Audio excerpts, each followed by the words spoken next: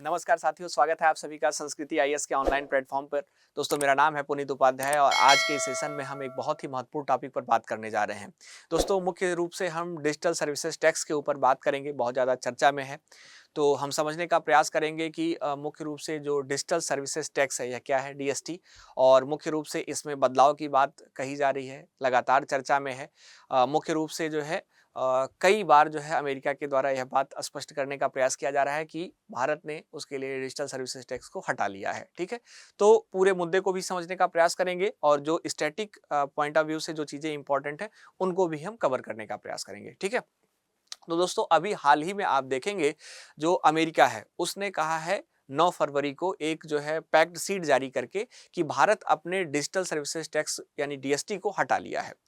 और हटा लिया तो इसके पीछे का उद्देश्य क्या रहा, इस उद्देश्य को भी उसने लिखने का प्रयास किया, समझाने का प्रयास किया। उद्देश्य इसका यह रहा कि डिजिटल व्यापार की जो रुकावटें हैं वह मुख्य रूप से खत्म होंगी और जो मजबूत द्विपक्षीय नियम है वह बनाया जा सकेगा, वह संभव हो सकेगा। ठीक है, लेकिन इसके संदर्भ में ही जो है जो भारत का तर्क है वह बहुत ही स्पष्ट जो है तर्क है। और आप देखेंगे यहाँ पर भारत ने सिस्टमैटिक तरीके से कहा है कि हमने अभी तक जो है कोई इस प्रकार की बात नहीं की है और कोई भी आधिकारिक बयान भी इसके संदर्भ में भारत सरकार का नहीं आया है कि डीएसटी को हमने हटा लिया है। केवल व्यापार बाधाओं को कम करने के लिए इस पर बात चल रही है, इस प्रकार की बातें तो सुनने को मिली है, लेकिन डीएसटी हटाने की बात बिल्कुल निराधार है। ऐसा जो है लगातार भारत के द्वारा जो है भारत का जो पक्ष है वह हमें देखने को मिलता है। दोस्तों, अमेरिका तो इसको सेलिब्रेट भी करने लगा है, कह रहा है कि एक बहुत बड़ी जीत है और भारत अभी तक मुख्य रूप से आधिकारिक पुष्टि नहीं की है, तो मुझे यह समझ में नहीं आता कि यह जीत क्यों सेलिब्रेट करी जा रही है। दोस्तों, आइए सबसे पहले समझते हैं कि आखिर क्या है डिजिटल सर्विसेज टैक्स डीएसटी। दोस्तों, डीएसटी की बात करें तो मुख्य रूप से यह उन विदेशी कंपनियों पर लगने वाला एक टैक्स है दोस्तों, जो भारत में बिना किसी फिजिकल ऑफिस के डिजिटल सेवाएं देकर कमाई करती हैं। ठीक है, तो यहाँ पर बहुत स्पष्ट तरीके से आप ध्यान रखिएगा इसके डेफिनेशन को, जो डीएसटी का डेफिनेशन है।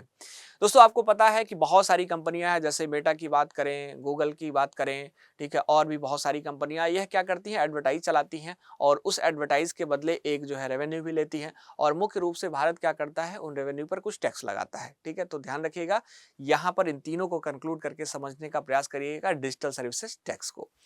आइए अब आगे बढ़ते हैं, हम लोग देखते हैं क्या इंपॉर्टेंट पॉइंट है इसमें। तो एक शब्द बहुत ज्यादा जो है चर्चा में देखने को मिलता है, वह शब्द आपका है इक्वलाइजेशन लेवी। ठीक है, इक्वलाइजेशन लेवी की बात करें तो मुख्य रूप से दोस्तों सबसे पहले अगर इसकी शुरुआत की बात करें तो फाइनेंस एक्ट 2016 आपको ध्यान होगा, अगर आपने पढ़ा होगा, जो मुख्य रूप से बहुत ज्यादा चर्चा में रहा था। साल 2016 में दोस्तों अगर हम बात करें तो एक फाइनेंस एक्ट के तहत जो है, जो भारत के इक्वलाइजेशन लेवी है, इसकी शुरुआत करी जाती है और एक विशेष प्रकार का यह टैक्स होता है दोस्तों। इस टैक्स का मकसद क्या होता है, तो इस टैक्स का सीधा साधारण मतलब होता है दोस्तों कि भारत में कमाई करने वाली जो विदेशी डिजिटल कंपनियां हैं, मुख्य रूप से इन कंपनियों की जो ऑनलाइन सेवाएं हैं और जो ई कॉमर्स लेन देन है, इस पर टैक्स लगाना। दोस्तों, शुरुआत में अगर हम बात करें तो यह टैक्स विदेशी कंपनियों की तरफ से भारतीय बिजनेस को दी जाने वाले ऑनलाइन विज्ञापन सेवाओं पर लागू होता था, लेकिन अप्रैल 2020 की बात करें तो इसमें इसका दायरा और बढ़ा दिया गया और ई कॉमर्स प्लेटफॉर्म द्वारा दी जाने वाली सेवाएं और जो सामान की सप्लाई है, इन सभी को इस दायरे में रख दिया गया। अब एक बहुत ही महत्वपूर्ण सवाल आपके दिमाग में फिर से उठ रहा होगा दोस्तों कि किन ट्रांजैक्शन पर टैक्स लगता था दोस्तों। तो अगर हम बात करें, अगर भारतीय कंपनी गूगल, मेटा जैसी विदेशी कंपनियों को ऑनलाइन ऐड देने के लिए पैसा देती थी, तो उन पर मुख्य रूप से 6% का टैक्स लगता था। ठीक है, और ई कॉमर्स सप्लाई और सेवाओं के तहत आप देखेंगे तो विदेशी ई कॉमर्स ऑपरेटर द्वारा ऑनलाइन बेचे गए या मुहैया कराए गए जो सामान और जो सेवाएं थी, इनकी कुल वैल्यू पर भी 2% का टैक्स लगाया जाता था। लेकिन इसके संदर्भ में अगर हम बात करें तो अमेरिका को बहुत ज्यादा आपत्ति थी और इसको अमेरिका भेदभावपूर्ण मानता था। जनवरी 2021 में यूएसटीआर ने इसे आप देखेंगे तो अमेरिकी कंपनियों के खिलाफ बताया और कहा कि यह एक प्रकार का दोहरा कराधान है, डबल टैक्सेशन की बात इसने करी है। ठीक है, तो आप देखेंगे यहां पर अमेरिका के द्वारा डबल टैक्सेशन की बात करी जा रही है और अमेरिकी कंपनियों को एक ही आय पर 2 बार मुख्य रूप से टैक्स जो है देना पड़ता था। दोस्तों, इसके साथ साथ अगर हम बात करें तो अंतर्राष्ट्रीय नियम क्या कहते हैं, इसके संदर्भ में अगर देखें तो यह टैक्स ग्लोबल टैक्स मानकों का उल्लंघन करता हुआ नजर आता है, यह भी देखने को मिलता है। और साथ ही साथ असमानता की बात भी जो है यह करते हैं कि यह भारतीय कंपनियों को छूट देता है लेकिन विदेशी कंपनियों पर मुख्य रूप से बोझ डालता है।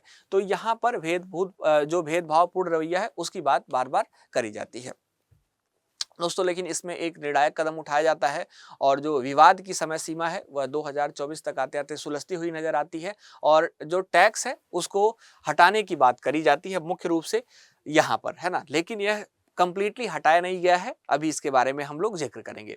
दोस्तों 1 अगस्त 2024 का दिन आता है और ई कॉमर्स सप्लाई और जो सेवाओं पर लगने वाले 2% का टैक्स है उसको कंप्लीटली हटा दिया जाता है। फिर उसके बाद आप देखेंगे धीरे धीरे 2024 साल बीतता है और 1 अप्रैल 2025 का दिन आएगा जब जो है ऑनलाइन विज्ञापनों पर लगने वाला जो 6% का टैक्स है यहाँ पर इसको पूरी तरह से समाप्त कर दिया जाता है और यह अभी भी शेड्यूल्ड है। दोस्तों यहां तक आप देखेंगे तो दोनों प्रकार का जो मुख्य रूप से आपको एक टैक्स देखने को मिलता था, दोनों स्लैब देखने को मिलते थे, वो कंप्लीटली जो है गवर्नमेंट हटाती है और इसके पीछे का जो लक्ष्य होता है वो बहुत ही रणनीतिक लक्ष्य होता है और मुख्य रूप से इसका मकसद होता है कि दुनिया के साथ टैक्स का जो तालमेल है उसको बिठाया जाए और प्रमुख व्यापारिक जो भागीदार है मुख्य रूप से अमेरिका की बात करें तो इसके साथ विवाद को कम किया जाए। ठीक है, इसके पीछे का उद्देश्य है। अब दोस्तों इससे फायदा किसका हुआ सबसे ज्यादा, तो आप देखेंगे जो मार्केटिंग डेटा है उस पर अगर आप नजर डालेंगे तो भारत का जो डिजिटल विज्ञापन बाजार है वह कितने का है, 5.82 बिलियन अरब डॉलर का है। ठीक है, ध्यान रखिएगा। और भारतीय रुपए की बात करें तो 52,680 करोड़ रुपए का है। और मुख्य रूप से अगर हम बात करें तो इस पूरे मार्केट पर जो दबदबा है वह किसका है, कुछ प्रमुख कंपनियों का है और वह कंपनियां गूगल, मेटा और अमेजॉन है। इन विदेशी कंपनियों के पास ही आप देखेंगे लगभग 65% हिस्सा जो है एड का इनके पास जाता है। ठीक है, तो मुख्य रूप से अगर यह टैक्स हटा तो सबसे ज्यादा इन्हीं कंपनियों को फायदा हुआ। टैक्स हटने से विज्ञापन की लागत कम हो गई और ग्लोबल प्लेटफॉर्म का मुनाफा जो है मुख्य रूप से बढ़ता हुआ नजर आया।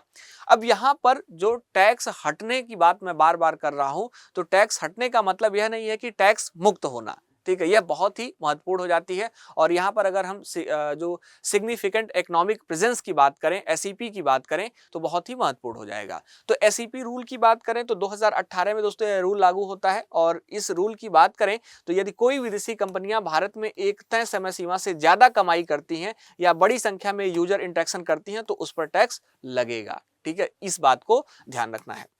दोस्तों यह सिर्फ डिजिटल ही नहीं है बल्कि आप देखेंगे जो व्यापक इकोनॉमिक प्रेजेंस है इसको भी कवर करता हुआ नजर आता है। जो सिग्निफिकेंट इकोनॉमिक प्रेजेंस है उसके संदर्भ में अगर हम देखें तो अब एक फिर से जो है नया सवाल आपके जो है जेहन में आ सकता है कि क्या भारत अब भी विदेशी डिजिटल कंपनियों पर टैक्स लगाता है। तो दोस्तों भारत अब भी अगर हम बात करें तो डिजिटल कंपनियों पर टैक्स लगाता है। इक्वलाइजेशन लेवी हटाने का मतलब यह नहीं है कि विदेशी डिजिटल कंपनियां टैक्स से मुक्त हो गई हैं। साल 2018 में लागू जो सिग्निफिकेंट इकोनॉमिक प्रेजेंस है, एसईपी है, इस नियम के तहत यदि कोई विदेशी कंपनी भारत में तय समय सीमा से ज्यादा जो है कमाई या यूजर इंटरेक्शन करती है दोस्तों तो उस पर टैक्स लग सकता है। हालांकि एसईपी के डिजिटल अर्थव्यवस्था के लिए मुख्य रूप से जो तैयारी है वो बहुत ही महत्वपूर्ण होती है, लेकिन इसका जो व्यापक दायरा है इसे केवल डिजिटल बिजनेस से इतर भी लागू करने की मुख्य रूप से अनुमति देता है। इसके अलावा अगर बात करें तो ऑनलाइन सूचना और जो डेटाबेस एक्सचेंज या जो रिट्रीवल है, OIDR का नाम आपने सुना होगा, इन सेवाओं के लिए और विदेशी और घरेलू डिजिटल सेवा देने वाली कंपनियों को भी भारत में इस्तेमाल की जाने वाली जो सेवाएं हैं उन पर लगभग 18% का जीएसटी का भुगतान करना होगा। ठीक है, और साथ ही साथ यह भी आप ध्यान रखिएगा कि यह स्ट्रीमिंग प्लेटफॉर्म, जो क्लाउड सेवाएं हैं, जो सॉफ्टवेयर हैं, जो सब्सक्रिप्शन है मुख्य रूप से, है ना, इसके संदर्भ में बात करें, ऑनलाइन गेमिंग है और साथ ही साथ जो डिजिटल विज्ञापन वगैरह है, इन सभी पर जो है लागू होता है। नेटफ्लिक्स, अमेजॉन प्राइम वीडियो और एडोब क्रिएटिव क्लाउड और जो माइक्रोसॉफ्ट 365 जैसी सेवाएं हैं यह मुख्य रूप से इसमें अभी भी शामिल हैं। ठीक है, तो यहां पर आपने इसको भी समझा होगा। निष्कर्षतः अगर हम बात करें तो इस पूरे व्याख्यान की अगर हम निष्कर्ष पर चर्चा करें तो नई शुरुआत है, लेकिन नियम अभी भी बरकरार है दोस्तों। मुख्य रूप से भारत ने जो इक्वलाइजेशन लेवी है उसको हटाकर अमेरिका के साथ जो व्यापारिक गतिरोध है उसको तो दूर किया है। ठीक है, लेकिन इसका मतलब यह नहीं कि कंप्लीटली छूट मिल गई है। बिग टेक की जीत जो बताई जा रही है तो गूगल और मेटा जैसे दिग्गजों को दोहरे कराधान यानी कि डबल टैक्सेशन से मुक्ति मिल चुकी है। और मुख्य रूप से जो यहाँ पर नियमों के जाल के संदर्भ में देखें तो एसईपी और जीएसटी के जरिए भारत ने अभी भी डिजिटल इकोनॉमी पर अपनी पकड़ को मजबूत बनाए रखा है। तो यह कर माफी नहीं है दोस्तों, बल्कि वैश्विक व्यापार नियमों के साथ एक तालमेल है, एक अलाइनमेंट है। तो इसको आप समझने का प्रयास करेंगे और मैं आशा करता हूं कि बहुत अच्छे तरीके से आपने सभी पॉइंट को ठीक से समझा होगा कि मुख्य रूप से जो इक्वलाइजेशन लावी क्या है, साथ ही साथ सबसे प्रमुख बात है डिजिटल सर्विसेज टैक्स डीएसटी के बारे में, जिसके बारे में हमने बहुत अच्छे से चर्चा किया। तो आप क्या सोचते हैं इस टॉपिक के बारे में, क्या आप सीख पाए, साथ ही साथ क्या आप कुछ और एक्स्ट्रा इस पर जो है जानकारी रखते हैं, तो आप कमेंट बॉक्स में मेरे साथ शेयर कर सकते हैं। और दोस्तों मैं आशा करता हूं कि आप जरूर शेयर करेंगे इसके संदर्भ में। साथ ही साथ यह भी बताने का प्रयास करें कि यह लेक्चर कैसा लगा आपको, आपके लिए जो है आपके एग्जाम के लिए इसका रिलेवेंस है या नहीं, आप कमेंट बॉक्स में जरूर लिखकर बताएंगे। तो दोस्तों इसी के साथ इस सेशन को हम लोग यही रोकते हैं। आगे फिर मिलेंगे किसी नए सेशन में कुछ नए टॉपिक के साथ और हम डिस्कस करेंगे सभी उस इंपॉर्टेंट बिंदुओं पर जो आपके एग्जाम के पॉइंट ऑफ व्यू से बहुत ही रिलेवेंट होंगे।